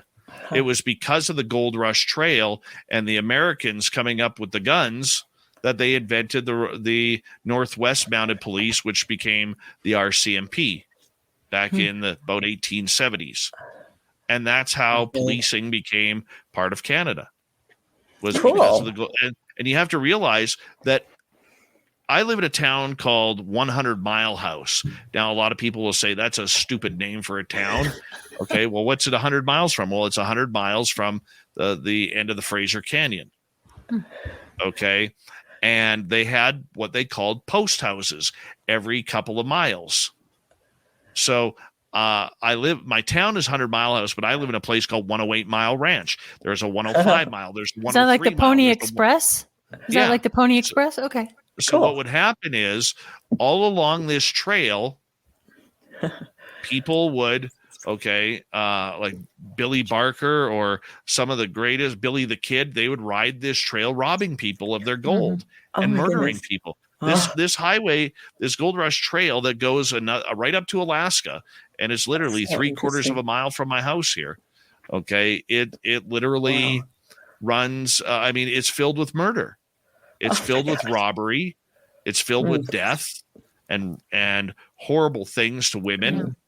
Okay, And could be a catalyst for some of this Yeah. activity, don't you think? That's right. absolutely. Yeah, that's what I found doing the research in Elbert County at the Colorado Ranch was, we have the Native Americans and scalpings and the battles that went on Yeah. between both. It's just horrific, some of the things that occurred there. And I wonder if that gets recorded in the land, energy. in the rocks, in the water, recorded energy, it feeds that. I don't know. Wow. Well, the reason I want to get back to the reason why I showed you that and brought up the whole Mark D'Antonio story with that is the fact that, a lot of people these days are conducting research on opinion. Mm-hmm. Opinion means nothing in this game. You can have your opinion. Like, for instance, there are things I don't believe, but if I'm looking into something as a journalist, not as a researcher, I have to have an open mind. I have to have an open concept as to what's going on. All right. Otherwise, if you are basing everything on opinion, you're never going to believe anything. It's like, I wanted to bring this up because when you were right at the beginning of the show, when you were playing the video there was the MUFON guy who had to announce himself as a skeptic. Yeah. Why do we need to do that? We should all be skeptical. The only thing you are doing now is you are opining your research. Yeah. There's no point in bringing up whether or not you're a skeptic unless you're trying to make something of yourself. Mm-hmm. And that isn't an insult against your friend, but why do we have to do that? Why can't we just be normal about these subjects? And hey, not everything's going to be believable. We need to understand that. Right. But not everything is unbelievable either. Right. And that's why, like, our motto at Spaced Out Radio is I've never stepped in your shoes. Yeah. Who am I to tell you on what you experienced is completely false or wrong? Yeah. You were there. I wasn't. Yeah. And too many times in this field, we want to bring people down for bringing their experiences to the table. And I've often asked this question on my show. Like, if you had the next Patterson and Gimlin Sasquatch film or the next big UFO film or video or photograph, would you release it? Because I'd be hesitant to. Yeah, I would have been hesitant. You'll get ripped apart and judged, and like you said, you'd be called a liar. Mm-hmm. Well, I have a question kind of to that point. So Katie had the news story about the UFO whistleblowers that just got passed and stuff. Right. So now people have an opportunity to talk. But I wonder, we've been going for so long with this, ridicule if you say anything. And I think that's just people's mentality, and they're not thinking for themselves, perhaps, and giving people the benefit of the doubt. But I'm wondering what your thoughts are on this whistleblower thing, and might that help people be more accepting, like you lost your friend, and not only are you seeing something crazy or that you can't explain, but you're also losing someone that's close to you, and there's grief that you have to go through for that, and there's just so much to it. So. You know what? We are basing so much off of whistleblowers and this legislation. When did ufology and people who've been involved in ufology a long time all of a sudden believe the politics of it? It's funny because I've been called a boomer in this field, and I'm only 8 years in. Okay. Yeah. I know people, when I first started in this field, the one thing that I was forewarned about is don't trust the government. Mm-hmm. Okay. That isn't a political specter or anything like that, but because they're not going to give you the truth. Now, all of a sudden, we're supposed to get the truth. People, these whistleblowers will never see the light of day. Their information will never see the light of day. Their information will be given behind closed doors. So what good does that do you guys? What good does that do your listeners or my listeners or people with MUFON or anybody who's had a UFO experience? Anybody who's excited about this needs to give their head a shake because they're looking at this for the wrong reasons. The people who have had experiences or want to know what's going on need to know what's happened from Roswell on forward. Right. This is why on Spaced Out Radio, we have actually, and I encourage you guys to do it as well, get rid of the word disclosure. Mm-hmm. There's no such thing as disclosure. I hate to sound like a jerk here. Okay. I don't think I really ever use that word too often. Yeah. But people need to get disclosure out of their vocabulary. If you're in the UFO field, stop using the word disclosure. There's no such thing. What we are getting is a confirmation of the phenomena that it is happening. If they were going to give us disclosure, we would know about exactly what happened at Roswell. Mm-hmm. We would know what happened at Aztec or Kecksburg or Shag Harbor or any other potential crash retrieval site that is out there. We would know. That's disclosure. We would know the truth as to whether or not Bob Lazar worked at Area 51 or Eisenhower met with aliens and traded humans for technology or whether there is actual aliens coming in that video at Holloman Air Force Base. Yeah, they're not going to show that. They don't want to give that to us. Okay. Therefore, if they are holding back information for the sake of public security and national security, then we are in confirmation time, not disclosure time. And I want to throw this at you, this caveat out at you, because I'm sure it has not happened on your show yet. Okay. If you look north of the border to the Canadian government, the Canadian Department of National Defense has ruled to its politicians who have inquired that there is zero threat narrative of unidentified flying objects being of concern in Canadian airspace. Well, that's good to know. Well, yeah, but it's in conflict with the United States because here in the United States, it's all a threat, right? Absolutely, because threat narratives bring budgets that have a lot of zeros on the back end of that 1, 2, or 3. Okay, so true. And that's what it's about. It's about money. All right, and let's face it. We are seeing, if people can't recognize that we are actually seeing a huge movement in the military industrial complex regarding UFOs, look how many senators started to speak up publicly and how many are quiet now. Yeah, they're quiet. You don't think that the U.S. It's Navy, like they were pedaling and now they're doing this. You don't think that the U.S. Navy or the Air Force had a private conversation with them saying, hey, you know how your state manufactures the landing gear for F-22s? Well, we can do that out in California, or we can do that down in Wisconsin or in Washington, D.C. Do you think, Dave, that the Navy, Air Force, or the powers that be are trying to steer the narrative and take things away, the confirmation away from all of us regular people? And what do you think that might be? I have one example for you that everybody in ufology especially should be fired up about. And it is something that I have been bringing to the attention of the on Spaced Out Radio for the last 6 months. When NASA executive director and former astronaut, former congressman Bill Nelson took over executive director, one of his first press conferences, he started talking about UFOs and that aliens could be here. He mentioned the fact that he had talked to numerous United States Navy pilots about their interactions with UFOs. Never once has he mentioned about NASA.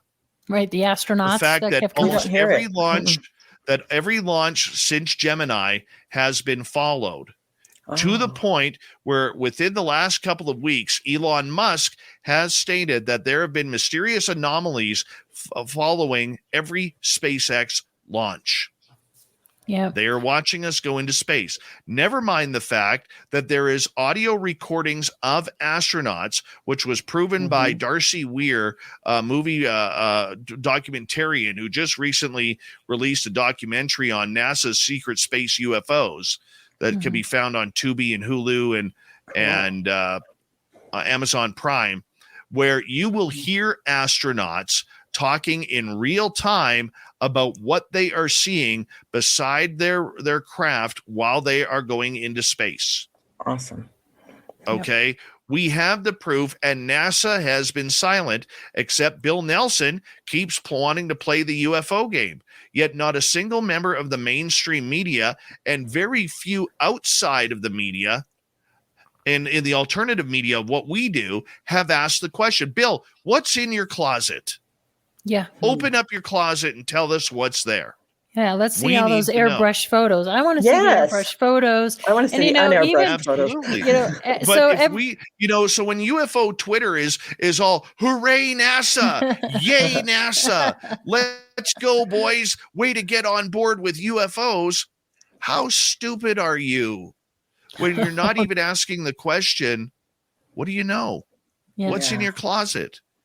And the fact that we as a UFO community cannot even agree that NASA is literally pulling the stupid towel over our eyes and the dunce caps that go along with it, putting them on our heads, just shows how bad of shape ufology is in right now and why we are struggling for answers.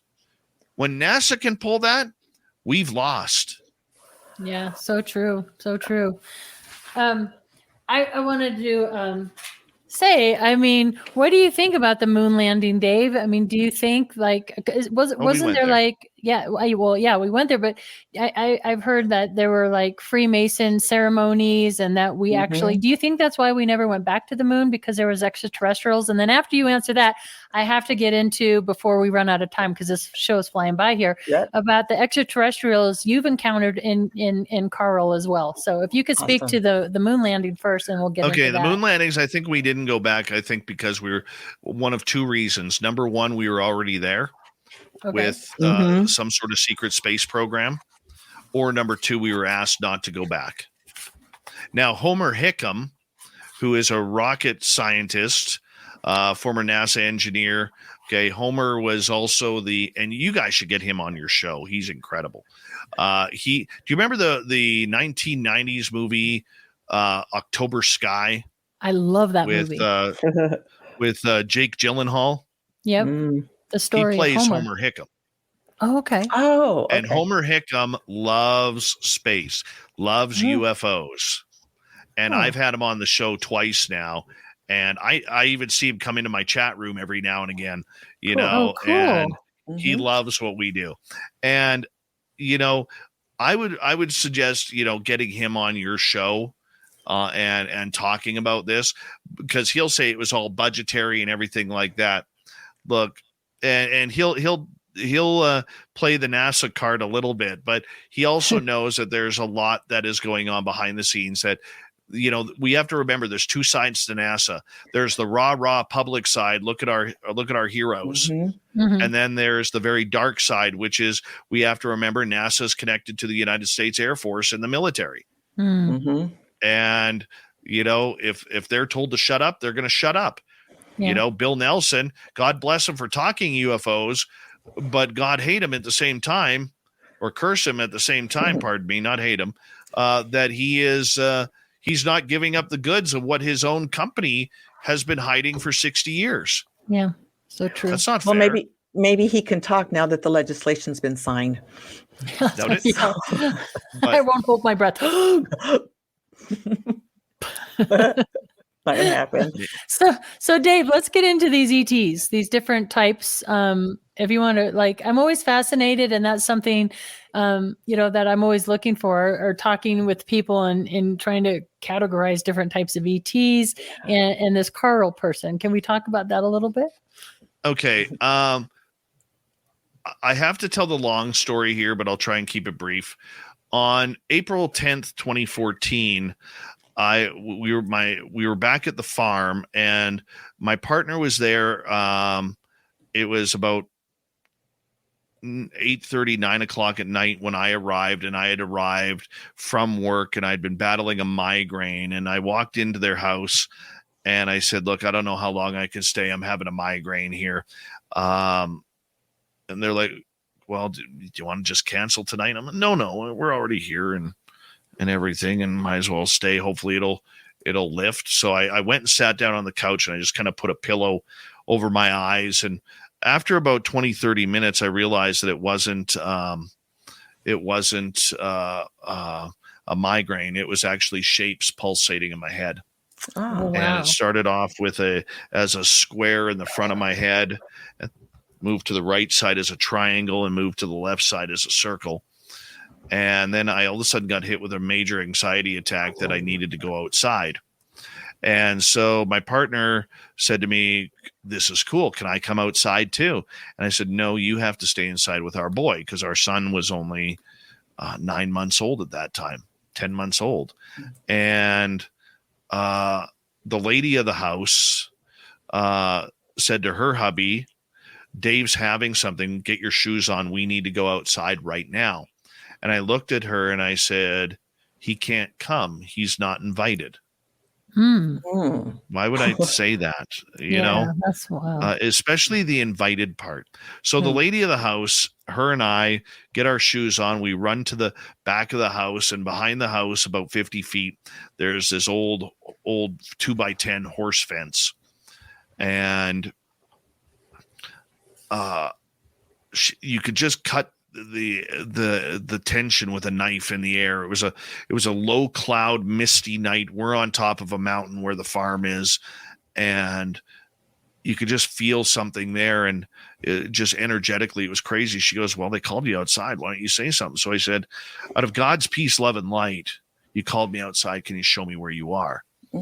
And 150 yards away from the neighbor's back field by the forest, the entire forest line and the tree line lit up like a Christmas tree on my command.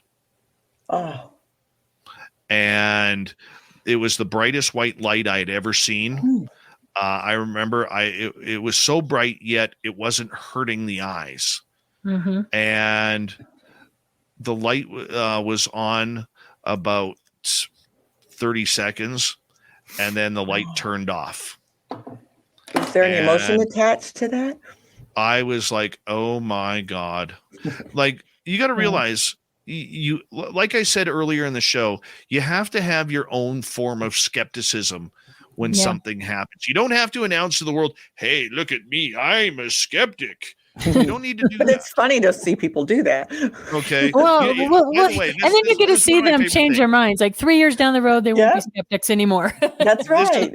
This is one of my favorite things. You ever go on a paranormal website, they have to announce the team skeptic on their website, and it's always a he, and he's always like this.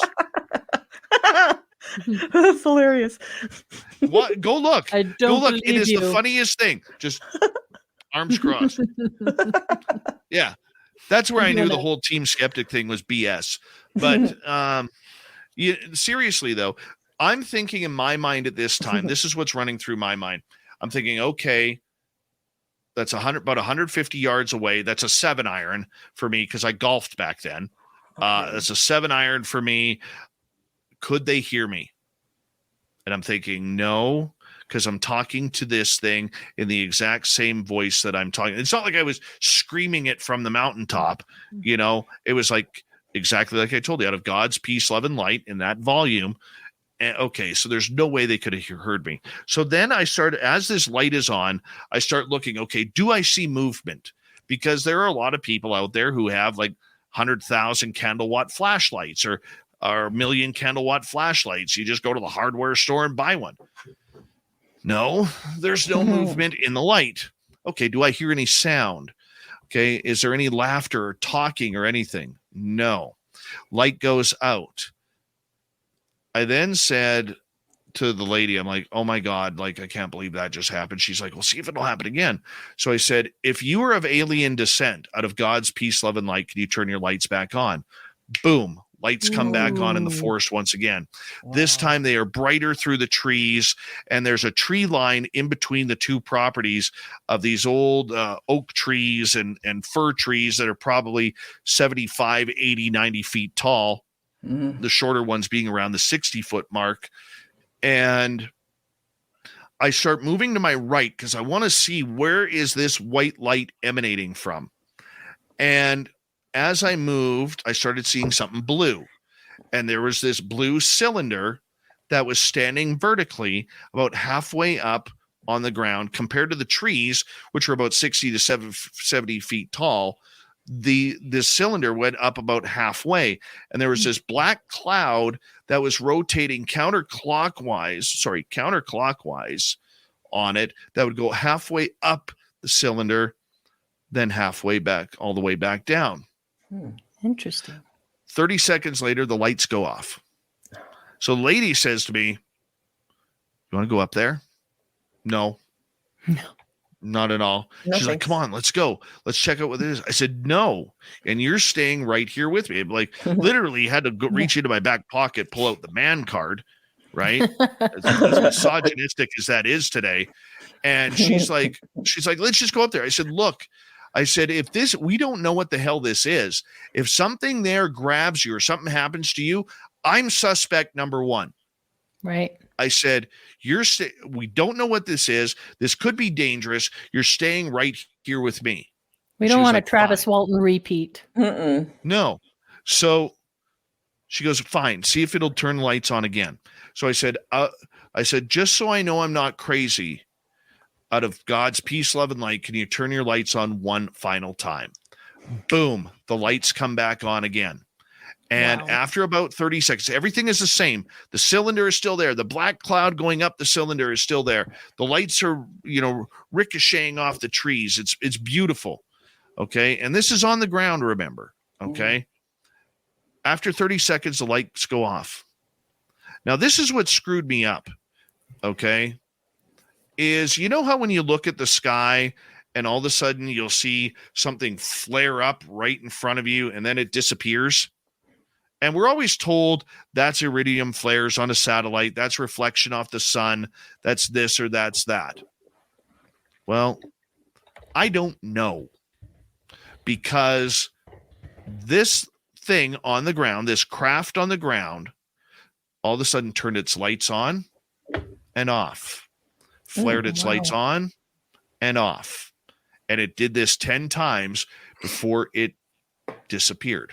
Do you think it was communicating with you at that point? Yeah. No. I have another. I'll get into that in a little bit, but I have another reasoning for that I've been able to kind of figure out. I'm still not sure on it, but I'm leaning that way. Then we turned to what we waited there, and I'm like, "Just one more time, turn your lights on, please. Just one more time," and it didn't do it. One for the road. Then about 5 minutes later, we go back in the house, and the lady looks up and she goes, "Look at that." And we looked up in the clouds, and there was this orange orb poking out of the clouds.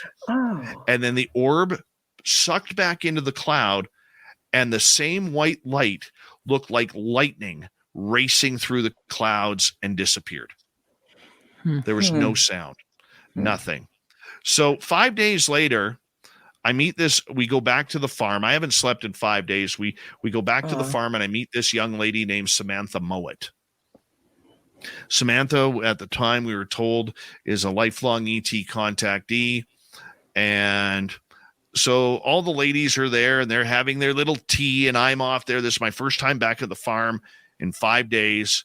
And we kind of tell Samantha what goes on, and I'm kind of pacing around and fidgety, and she's like, "Do you want to go outside?" And I'm like, "Yeah." I said, I haven't been back here since. She goes, "You mind if I join you?" So I'm like, "Okay, sure." So we walk in the back field of my friend's house, and I was showing her on the neighbor's property where the craft was sitting and everything. And I said, "I feel like they left something here for me, but we never found anything. It just," and I used to bring my 2 dogs over to the house, and the farm had 2 dogs, and they would just go run around and play for the time that we were all together. And the 4 dogs were out there with us. And all of a sudden, Samantha says, "Hey, Dave, do you want to go in the forest?" Sure. Don't go. She goes, "We're probably going to see something, right?" And I knew. I said, "Yeah, Amazing. I know." I said, she goes, "But as far as I know, ETs don't like dogs." Okay. So we tried to shush the dogs back to the house. They weren't having anything with that. So we're like, screw it. Let's just see what happens. We walked to the fence line between the farmyard and the forest, and all the dogs run in front of us. They run through the gate, and they're all at the gate waiting for us to see if we're actually going into the forest. And when we did get to the gate, they all ran into the forest, and they're kind of running all around us. We get about 50 yards in, and Samantha stops. And Samantha is this little 110-pound, if that, soaking wet, pixie redhead that looks like an alien. Okay. Sounds adorable. Yeah, she is. I love her to death. And so Samantha gets this weird perplexed look on her face, and she's like, I'm like, you okay? And she's like, Dave, where's the dogs? Oh no. And you got to realize the dogs were just there with us, and now all 4 dogs are gone. How scary. So, like stupid white people in a horror movie, we keep going. Where'd they go?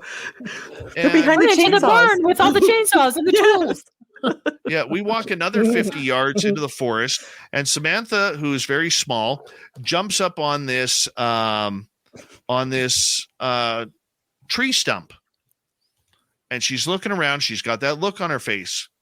And she's looking around, and she looks north, and then she looks at me, and she goes, Dave, I don't want you to be afraid, but I want you to look that way. And she points north.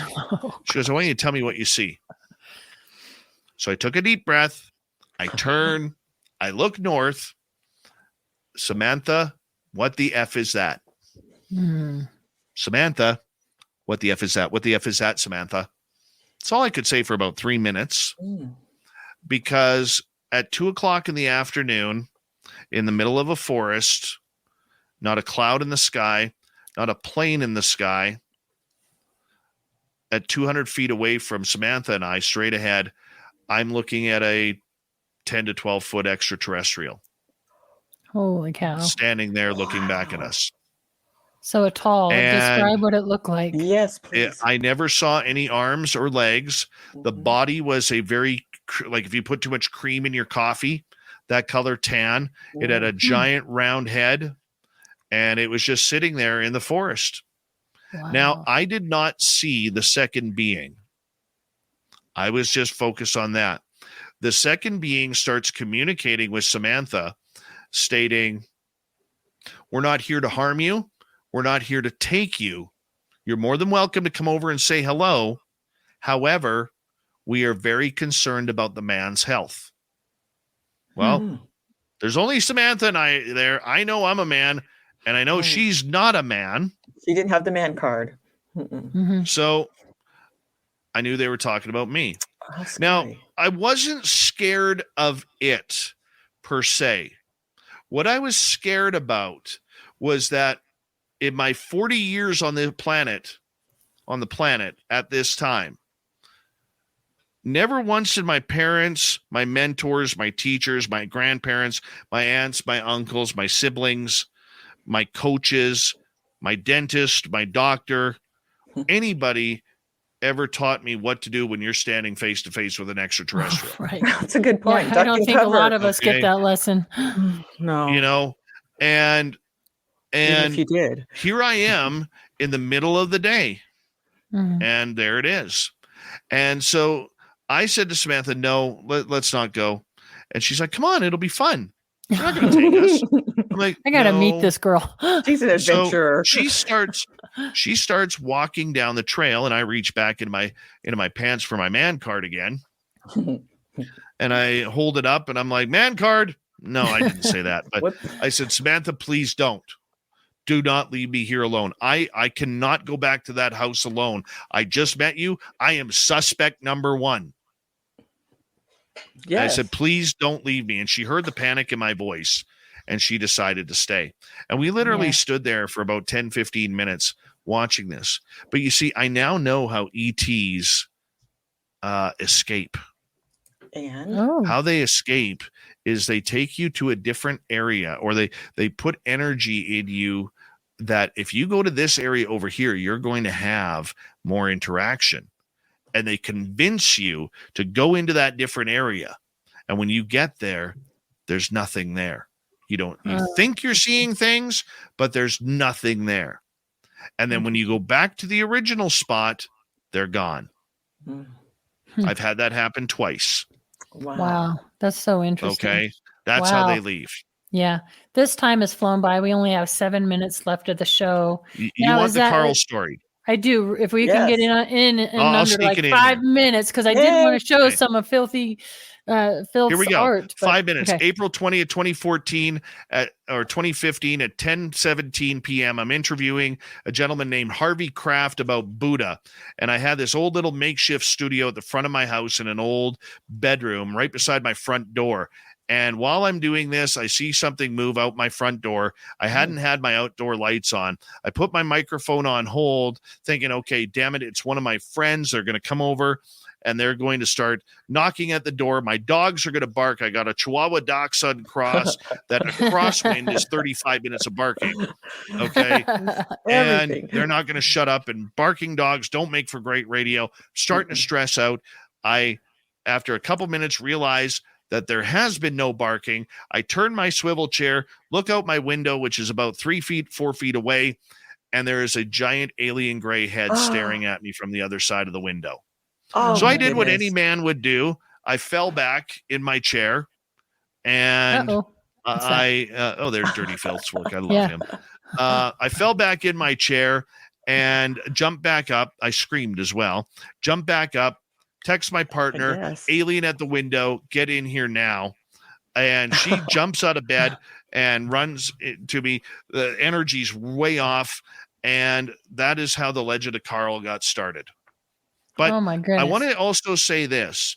Remember how I said earlier about how things kind of happen in a pattern? Okay. Yeah. About the flashing lights.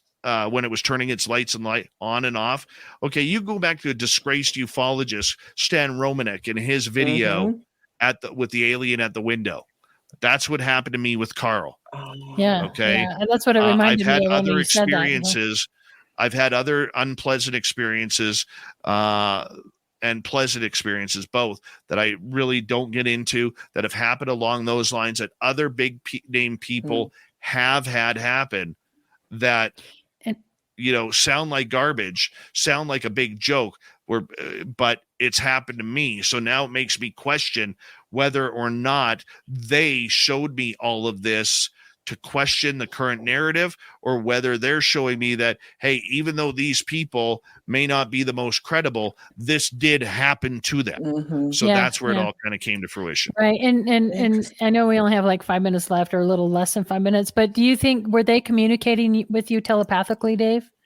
Did you get any messages or Carl? Anything? Any of them that you've had contact Carl with? came back 3 years later. He hasn't been back since. He brought his buddies over to my backyard. And remember the movie Signs? Yes. Yeah. Yeah. I was having I was sitting on my phone to my buddy R. Keith Andrews, who was listening to the conversation from my backyard up my driveway to where my trees were. Oh my goodness. Yeah. That was kind of cool. Wow. That's when Carl returned. And then they said, hey, head to the lake, Dave. You're going to see a giant UFO there. So the lake's 2 miles away, but I got to go to Tim Hortons and grab an ice cap and a donut first because I'm Canadian. And in case I'm going for a ride, I wouldn't want to go on an empty stomach. I race over to the lake. Nothing there. Go home. Bummer. Carl is gone. Yeah. Oh, wow. That's incredible. God, this has been a fascinating show, Dave. I thank you so much for coming on with us. Really quickly, though, before we go, you have an artist on your show a lot. Dirty Filth. Dirty Filth. And I screenshotted some of his pieces of artwork because he's so talented. So, Amanda, if we want to show some of these, so he'll sit there and sketch these out during the shows. It's just so cool. So there's Mothman. Let's see, what else do we have? The Men in Black. Yeah, that was great. The Paranormal Roundtable, which I was so honored to be on your end of your show, Dave. That was really a great show. It was so cool. Very cool. Yeah. What is this one? 6 years of friendship. It's so great. Another Paranormal Roundtable. My favorite one that he has drawn. Last year, a big important person on our show, Butch Witkowski, died. And no. Filth actually drew that Oh, for me. Oh, that's That is cool. wonderfry. This still What makes a me cry. treasure. What a Yeah. treasure. Yeah. Oh man. Yeah. His website is filthy, FYLTHY, filthy.com. All of his art is there. He's got a calendar. He's got a book on Amazon. His art is so funny. Brandon Fugel from Skinwalker Ranch, Alex Dietrich, the former fighter pilot who had a Tic Tac UFO. They are very, very supportive of what Filth does. And we got to make sure that everybody gets in there and supports the Filth. That's for sure. Yeah, absolutely. Super talented. And you Love it. also have Bumblefoot on your show. He does the music for you. Is that right? Is this a friend of yours Yes. or? Yeah, Bumblefoot. the former lead guitarist of Guns N' Roses, Oh, really? So was- awesome. who was Rock replaced by out. Slash in the Mm. reunion, and we use his music. Little Brother Is Watching as our theme song, and I met him back in 2015. And in 2016, I messaged him on Twitter. I said, "Hey, I don't know if you remember me from Vancouver when we were hanging out in your tour bus." And he's like, "Hey, man, how you doing?" Yeah, cool. And I'm like, great. "You How got fun." this." I said, he does this great rendition of the Pink Panther. I Nice. said, "Can I use the Pink Shred it. Panther for my radio show that I do?" And he's like, "Oh, you can't. That's Warner Brothers, man. But I have this Right. really killer song called Little Brother Is Watching. And if you want that, let's figure something out. We'll work That's together." Oh, So I hope all you guys check out Dave Scott at Spaced Out Radio. It's an awesome show, Yeah. Monday through Friday. Bring in the night. He owns the night. That's the tagline there. You own the night. It's awesome. Thank you again, Scott, for being here. Yes. Thank you, Tara. you Chris both. DePerno, please get better so you can be Feel back next good. week. Thank you Miss to you. Bill Skywatcher, the producer. Thank you, Amanda Curran, for running the back there and producing the show for us. Always a great time. And I hope all our listeners out there have a fantastic rest of your week. And we will see you next Tuesday night. Goodbye, everybody. Happy New Year.